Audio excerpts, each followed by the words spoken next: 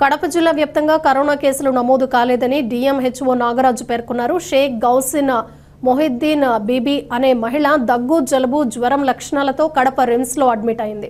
ముందుగా ప్రైవేట్ హాస్పిటల్లో చికిత్స పొంది కోవిడ్ వార్డులో ఆమెను అడ్మిట్ చేయడంతో ఆమెకు కరోనా అని అనుకున్నారు.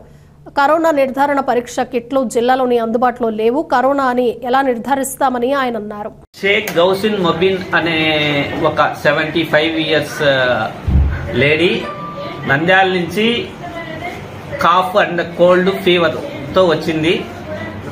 దాన్ని ఆమె ప్రైవేట్ హాస్పిటల్లోన, ప్రొద్దుటూరులోన, అలానే ప్రైమ్ హాస్పిటల్ ప్రైవేట్ హాస్పిటల్లో అడ్మిట్ చేసుకునింది. నెక్స్ట్ వీళ్ళు జీజీహెచ్కి వెళ్ళారు.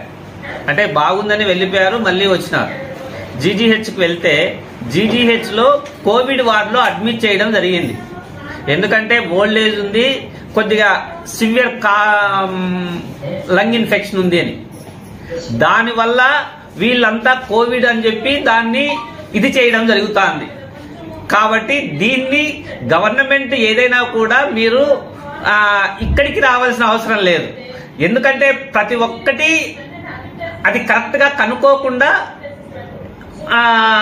ప్రెస్ లో కానీ దీంట్లో కానీ వస్తాం. కాబట్టి దయచేసి అలాంటివి చేయకుండా, ఒకవేళ ఏదైనా ఎప్పుడైనా కేసెస్ కోవిడ్ మనమేమి కొత్తగా చూసింది కాదు, నెక్స్ట్ కేసెస్ ఏవైనా వచ్చినా కూడా మనము ఇదిగా చేయడం జరుగుతుంది. యాజ్ పర్ ప్రోటోకాల్ మెయింటైన్ చేయడం జరుగుతుంది. కాబట్టి దీన్ని ఊరికేనే లేని దాన్ని పిక్చరైజ్ చేసి ఇది చేయాల్సిన అవసరం లేదు. Thank you.